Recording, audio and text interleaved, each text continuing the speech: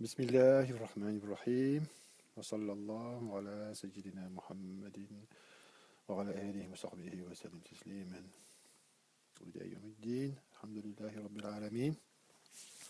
Eh bien, nous voilà enfin dans cette 16e jalsa ouais, à cause du, du, du Maghreb là, qui apparaît, qui se situe maintenant dans les horaires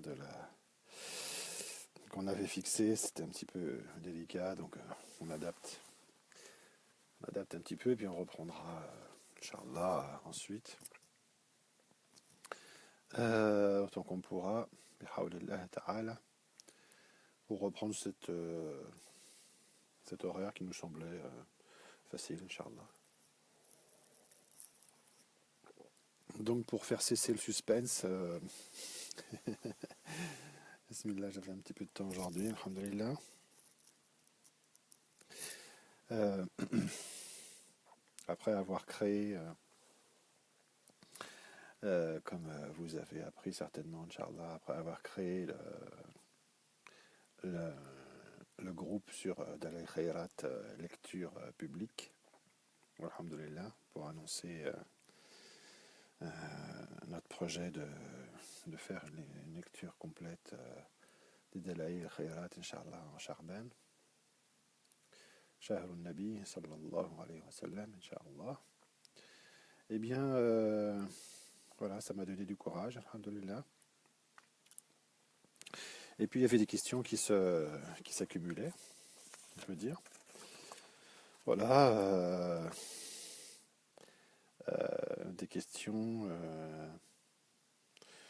voilà, qui finalement tournent toujours un petit peu pour ce qui est du début du soulouk et du rattachement. On est bien d'accord que c'est la perspective des questions-réponses en général sur le porteur de savoir et ici sur cette modalité vidéo, on va dire, c'est de répondre aux questions générales qui se posent au début du souk, au début du tariq, le rattachement avant, pendant et après, les choses qui apparaissent effectivement assez minimales, mais sur lesquelles on s'aperçoit quasiment quotidiennement que beaucoup de gens posent des questions, voilà, à moins d'être dans un contexte ou avoir été éduqué suffisamment là-dessus, ou d'être dans un contexte suffisamment vivant, où les choses sont bien transmises, clairement établies et bien à l'esprit des gens. Eh bien, en fait, il se passe, il y a une pratique de fait comme ça. On ne détaille pas tellement les choses et puis on considère que tout est compris, tout est implicitement accepté. Ça, en fait, c'est en général pas vraiment une mauvaise volonté de qui que ce soit, mais sauf les cas où il y a vraiment des excès et que les gens font du recrutement à tour de bras de manière complètement inadéquate. Voilà, hawla wala quwwata illa billah. Donc, hasbunallah wa ni'mal wakil. Donc, voilà, même si on peut considérer que ces choses-là peuvent être rattrapées ou complémentées ou, comment dire, oui, c'est ça, réparées par la suite, euh, personnellement, je considère que c'est un peu dommage que les choses ne soient pas bien établies d'emblée, et puis on ne sait jamais combien de temps on va vivre, combien de temps Maulid va vivre, combien de temps le Cheikh va vivre, dans quel état vont être les choses, qu'est-ce qui va se passer à tel et tel moment. Enfin, c'est un peu dommage quand on n'a pas établi les choses clairement dans une optique de connaissance qui est celle et d'engagement vital, quoi, on pourrait dire, qui est dans la perspective justement de la voie vers Allah subhanahu wa ta'ala. C'est quand même encore inadmissible que on puisse établir un engagement, un contrat, aussi précisément qu'on peut le faire dans beaucoup de domaines, mais exceptionnellement pas dans la voie. C'est complètement. Alors que c'est l'engagement le plus important. Je l'ai souvent dit, mais il n'y a pas de raison que je ne le répète pas autant que nécessaire. Inch'Allah Ta'ala, voilà, c'est l'engagement le plus important qu'on puisse faire dans sa vie. Mais non, parce que c'est spirituel, parce que ce serait. Voilà, non, il n'y a pas besoin. C'est-à-dire qu'on s'engage, mais on ne sait pas pourquoi, on ne sait pas très bien exactement de quoi il s'agit. Et puis on fait une espèce d'actes plus ou moins intérieurs, plus ou moins extérieurs, plus ou moins définis. Et puis voilà, on a fait un pacte. On ne sait pas avec qui, on ne sait pas avec quoi, ni pourquoi, mais enfin, bon, voilà, c'est pour Allah Ta'ala. Mais oui, mais tout est pour Allah Ta'ala. Dans ce cas-là, pourquoi faire un pacte? On sait bien que quand on est, en islam, tout est pour Allah Ta'ala. Alors à quoi ça sert? À quoi ça sert de faire un ahd? À quoi ça sert? Qu'est-ce que ça change? Voilà, c'est ça la question. J'aimerais comme s'il dit Mustafa Mansour. Marhaban. Voilà, qu'est-ce que ça change? Qu'est-ce que ça apporte? Qu'est-ce que c'est susceptible d'apporter? Voilà, ça va être un petit peu cette première question qu'on va traiter aujourd'hui. Inch'Allah Ta'ala, ou peut-être pas complètement, mais enfin en tout cas, on va commencer par ces choses-là parce que c'est vraiment, important et basique, on pourrait dire.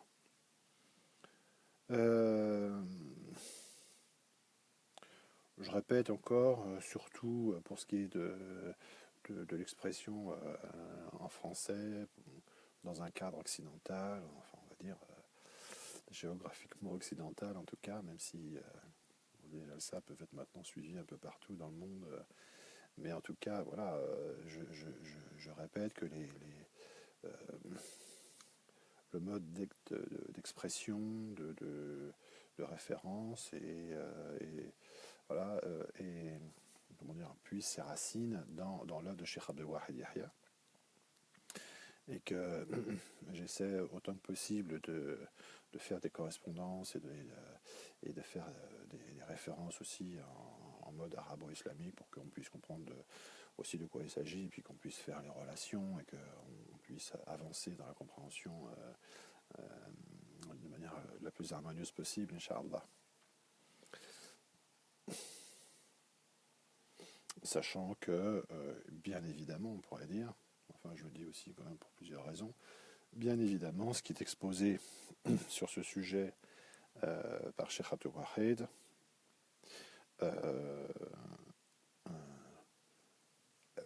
est parfaitement orthodoxe et a des racines même, bien sûr, parfaitement fondées. Il n'y a aucun doute là-dessus, mais c'est simplement une manière de présenter les choses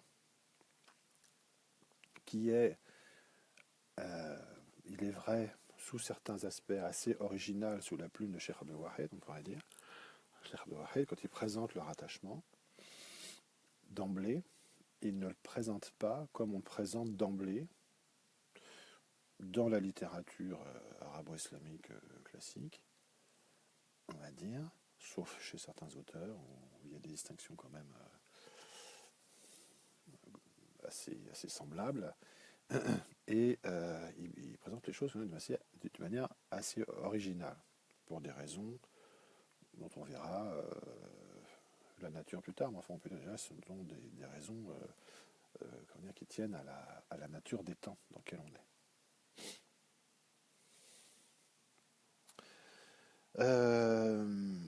Donc, comment, qu'est-ce qui se passe dans un rattachement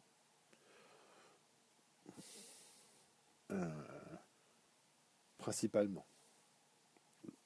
On peut distinguer deux aspects.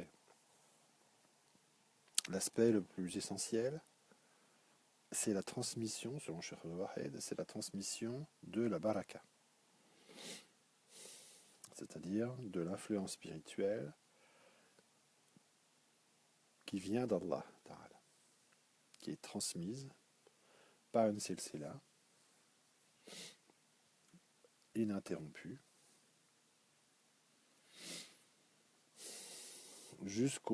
à la dernière personne qui est autorisée pour la transmettre, d'une part. Et deuxièmement, il y a une dimension qui concerne la dimension personnelle, on va dire, pour faire simple dans un premier temps, par rapport au shir en général, qui implique une direction spirituelle et une obédience disciplinaire. Bon, méthodique et disciplinaire. Méthodique et disciplinaire. Voilà, donc il y a ces deux aspects-là. Alors, pour un petit peu, comment dire, illustrer et faire comprendre de quoi il s'agit aux gens qui ne connaîtraient rien ou qui connaissent partiellement ces choses-là,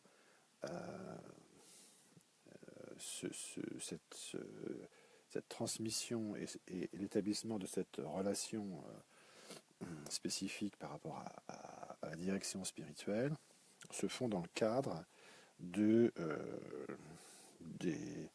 comment dire, utilisent le même symbolisme et le même processus, on va dire, que celui du mariage islamique.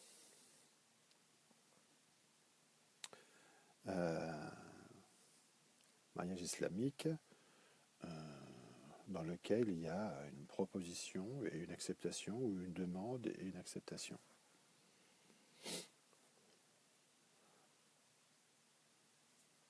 Et c'est-à-dire quelqu'un qui représente, pour faire simple, qui représente l'épouse, dans le cas général,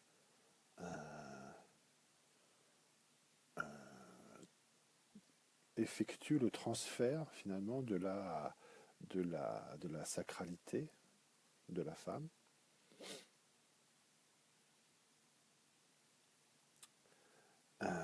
dans un pacte, dans un contrat. Je ne parle pas de choses écrites, mais je parle dans la réalité des choses. Qu'est-ce qui se passe quand on se marie? Eh bien, il y a ce qui était la sacralité de la femme, ce qui définit la femme est transmis à l'homme par celui qui la représente. Autrement, et donc ce qui était haram à l'instant d'avant devient halal ensuite. Donc c'est ça qui se passe. Hein.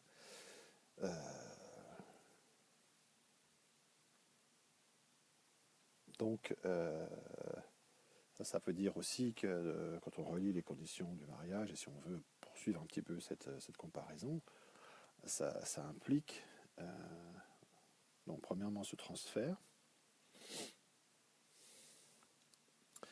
et deuxièmement la définition de l'objet du transfert, si on peut dire, comme dans tout contrat.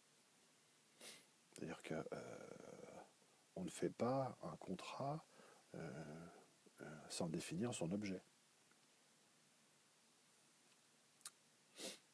Et quand on établit un contrat de vente, par exemple, sans définir l'objet de la vente, on considère qu'il y a une défaillance, qu'il y a une irrégularité dans le contrat.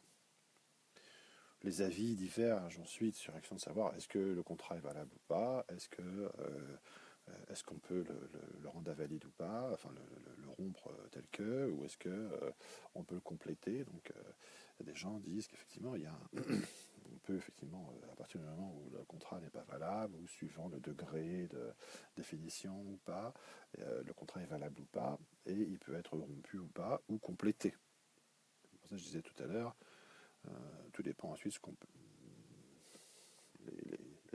les choses peuvent être plus ou moins définies, et plus ou moins rompues, si on peut dire, plus ou moins valables, et plus ou moins rompues ou complétées.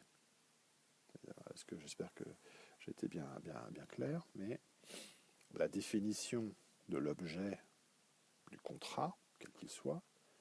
Or, est-ce que le ahd, ça n'est pas un contrat dans sa définition, comment dire, surtout dans sa dimension personnelle, quand on s'engage par rapport à un shir, dans un enseignement, et dans une méthode et dans une discipline, il faut quand même pas se fiche du monde et il faut quand même comprendre de quoi il s'agit.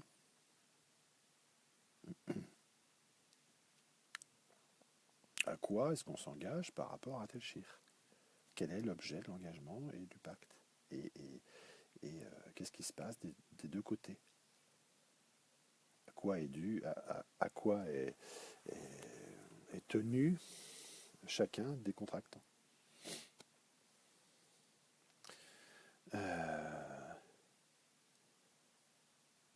Voilà, donc ça, bon, il y a d'autres. On pourrait.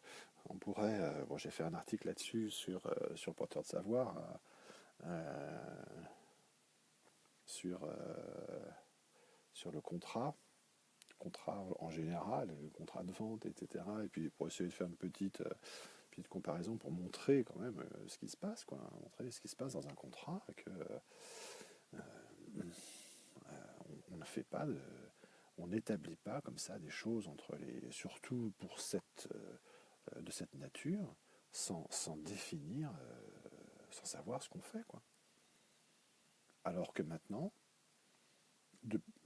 très souvent, voilà, des questions sont posées, se posent, plus ou moins consciemment, de manière plus ou moins contraignante ou pas, à des personnes qui disent mais voilà, bon, il s'est passé ci, il s'est passé ça. Bon, voilà, le cas souvent c'est que le shir est là, il est de passage, on vient proposer un rattachement où on se trouve dans une assistance qui se rattache, et puis on pose la main, avec les mains qui se posent sur la main du shir, de manière plus ou moins directe, et puis il se passe quelque chose. Bon, tout le monde est content, on fait des you-you, alhamdoulilah, quoi. Éventuellement, et puis le shir s'en va, et puis voilà, les choses restent comme ça. Alors qu'est-ce qu'on a fait? Qu'est-ce qu'on a fait? Qu'est-ce qui s'est passé? À quoi on est tenu? Qu'est-ce que ça change? Qu'est-ce que ça change dans la nature de la relation? Qu'est-ce que ça implique ou pas? Est-ce que ça implique voilà, qu'on fasse ceci ou cela extérieurement, dans les pratiques personnelles, les pratiques collectives, à faire tel ou tel weird extérieurement, intérieurement, qu'est-ce que ça change? Qu'est-ce que voilà, est-ce que la transmission, est-ce que ce qui s'est passé est réellement valable, ou c'est simplement ça, parce qu'on en a eu plus ou moins conscience, et est-ce que le fait de mettre la main sur la main du shir, ça, ça constitue immédiatement un rattachement, si soi-même on n'a pas la niyya de la chose? Innamal a'malu binniyat. Ça, c'est le début de tout, quand même, hein. Donc, pourquoi est-ce que là, ça n'aurait pas lieu d'être?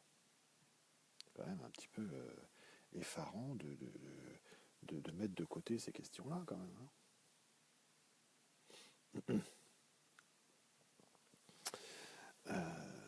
Comment se fait-il qu'on ne prenne pas en considération éventuellement la niyya des gens qui sont là, quoi? C'est affolant. C'est affolant. Ça ne veut pas dire qu'il ne s'est rien passé. Ça ne veut pas dire qu'on ne puisse pas faire quelque chose de ce qui s'est passé. Ça veut dire, par contre, que ça peut quand même remettre en cause la régularité de la chose, la plénitude de ce qui vient de se passer, et puis la nature de l'engagement qui a été établi ou pas. Subhanallah, qu'est-ce que c'est que ces histoires?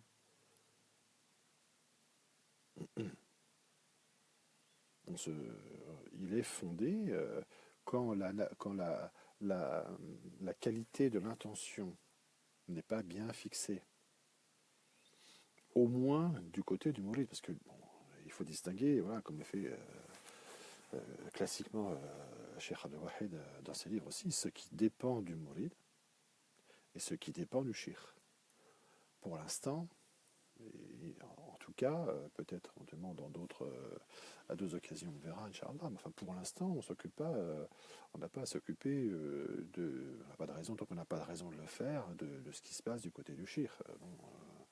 C'est un autre domaine. On s'occupe de la position du mourid qui se trouve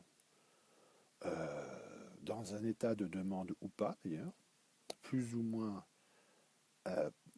manifesté, conscient, à la porte de la tariqa. Quelle est son intention? Qu'est-ce qu'il cherche? Est-ce qu'il comprend bien ce qu'il fait, ce qu'on lui propose? Quelle est l'intention qu'il met quand il fait telle ou telle chose? Innamal a'malu binniyat. Est-ce que quand on veut acheter un chameau au souk, le simple fait de mettre la main dans la main du vendeur, même si on s'accorde sur le prix à payer, ou même si on ne s'accorde pas, voilà, il y a le propriétaire, ah oui, c'est mon chameau, bon, allez, je te tends la main, bon, paf, ah bah ça y est, tu l'as acheté. Allez, 300 dirhams ou je sais pas quoi, ah bah voilà, t'es propriétaire sans le savoir. Ce que je dis là, ce n'est pas une invention. Ce que je dis là, c'est une réalité. Ah bah ça y est, t'es musulman. Ah bon? T'es musulman sans le savoir. Tu es venu avec nous sans être musulman. Tu as pratiqué. Tu es venu pendant des mois, des semaines ou des mois faire le zikr avec nous alors que tu n'étais pas musulman. On t'a donné un nom d'Allah, à répéter, et puis tu l'as fait. Voilà. Bon, est-ce que tu savais ce que tu faisais ou pas? On ne sait pas très bien, mais enfin bon, visiblement ça n'a pas d'importance pour certaines personnes. Et puis après, quand éventuellement certaines des personnes qui font ça se disent bah oui, bah écoutez, ça m'intéresse, je voudrais devenir musulman, on leur dit bah non, ça y est, t'es déjà musulman sans le savoir. Ah bon, d'accord. Donc j'ai pratiqué le wird, j'ai pratiqué un wird, j'ai pratiqué le dhikr chez moi, en collectivité pendant des semaines et des mois, sans faire la prière, sans respecter rien du tout de la chaléra. Bon, voilà. Et puis après, on lui apprend qu'il est musulman déjà. Hein?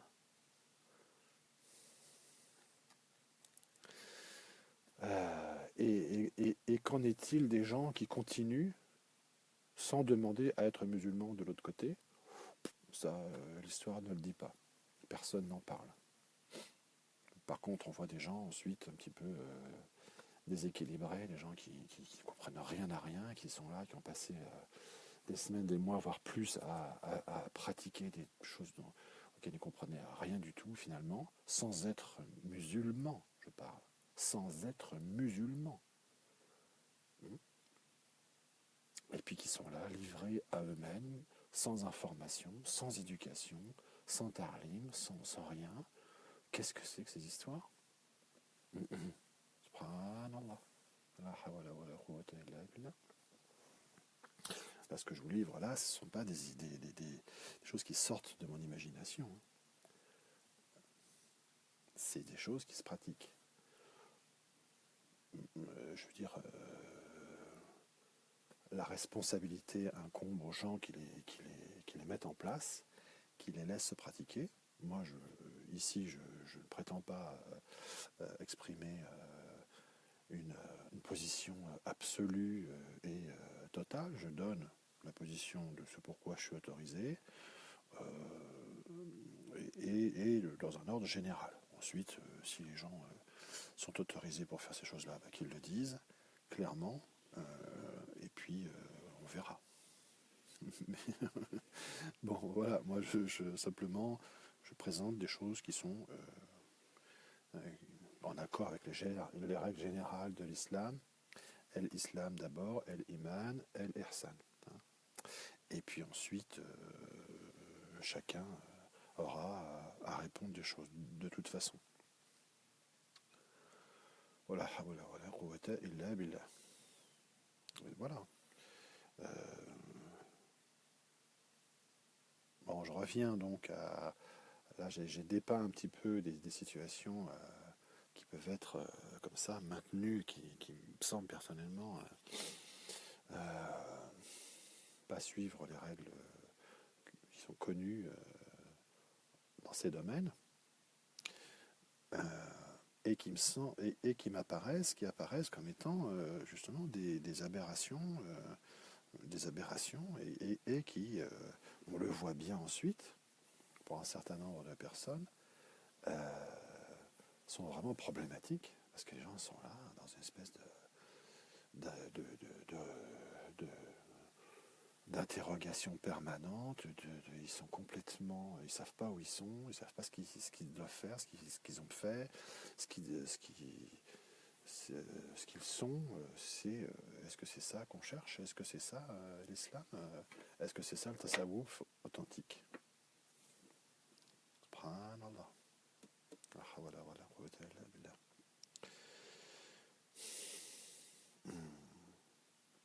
On ne cherche pas un rattachement pour être dans des états où on est finalement, que ce soit volontaire ou pas, mis dans une position de faiblesse, d'instabilité, et où les manipulations peuvent directement ou indirectement, consciemment ou inconsciemment, s'exprimer d'une manière assez importante, voire très importante. Parce qu'on a un ensemble, un groupe de personnes qui sont là complètement livrés à eux-mêmes dans des situations plus ou moins régulières, voire totalement irrégulières, et qui sont là dans une attente, dans une espèce de passivité ignorante. Je suis désolé de le dire, mais je ne trouve pas que ce soit normal. En tout cas, ce n'est pas notre position dans la tariqa mohammedienne. Bien, voilà. Bah, je pense qu'on va peut-être s'arrêter là pour cette fameuse 16e Jalsa, pour avoir présenté toutes ces notions en général. Et on reviendra, Inch'Allah, dans la prochaine Jalsa, sur d'autres précisions qui permettent, Inch'Allah, de mieux comprendre la nature de ces deux dimensions qui sont la transmission de la baraka et la dimension qui concerne la direction spirituelle. Inch'Allah ta'ala. Wallahu a'lam. Barakallahu fikoum pour votre écoute. Je suis toujours disponible pour avoir disposé à recevoir des questions, soit en direct, soit par écrit. Vous connaissez le processus, Inch'Allah. Marhaban bikoum jamia. Ou Inch'Allah, à bientôt. Alors à bientôt, là on est quoi? On est lundi. Ouais, je vais essayer de reprendre peut-être Laylatul Jumu'ah. Maintenant que le Maghreb s'avance un petit peu, peut-être que je ferai une jalsa avant le Maghreb, juste avant le Maghreb, Inch'Allah ta'ala. وصلى الله على سيدنا محمد النبي الأمي وعلى آله وصحبه وسلم تسليما والسلام عليكم ورحمة الله وبركاته.